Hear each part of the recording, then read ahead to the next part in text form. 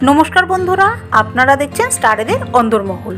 বর্তমানে জি বাংলার অত্যন্ত জনপ্রিয় একটি ধারাবাহিক হলো কোন গোপনে মন ভেসেছে। অনিকেত তার জীবনে শ্যামলী না তিস্তা কাকে বেছে নেবে তা নিয়ে এখন জমে উঠেছে গল্প। শ্যামলী অনিকেত ছাড়াও ধারাবাহিকে আরও একটি গুরুত্বপূর্ণ চরিত্র হলো কিঞ্জল, যেই চরিত্রে আমরা দেখছিলাম অভিনেতা উদয় প্রতাপ সিংকে। তার এই কিঞ্জলের চরিত্রটা বেশ জনপ্রিয়তা পেয়েছিল দর্শক মহলে, কিন্তু গল্পে চরিত্রটির মৃত্যু দেখিয়ে সরিয়ে দেওয়া হয়। তবে বেশ কিছুদিন ধরে গুঞ্জন ধারাবাহিকে নাকি আবারও ফিরিয়ে আনা হচ্ছে কিঞ্জলকে। কিন্তু খারাপ খবর এটাই, কিঞ্জল ফিরে এলেও উদয়কে আর দেখা যাবে না এই চরিত্রে, কারণ তিনি জানিয়ে দিয়েছেন আর তিনি অভিনয় করবেন না কিঞ্জলের চরিত্রে।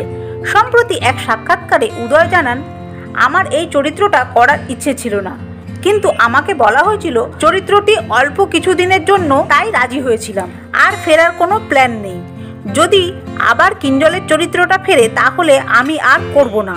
আমার জায়গায় আপনারা হয়তো অন্য কাউকে দেখতে পাবেন। তো বন্ধুরা, এই বিষয়ে আপনাদের কি মতামত কমেন্ট করে জানাতে ভুলবেন না। বন্ধুরা, তারকাদের বিষয় এইরকমই খুঁটিনাটি আরও তথ্য পেতে জুড়ে থাকবেন আমাদের চ্যানেলটির সাথে। ধন্যবাদ।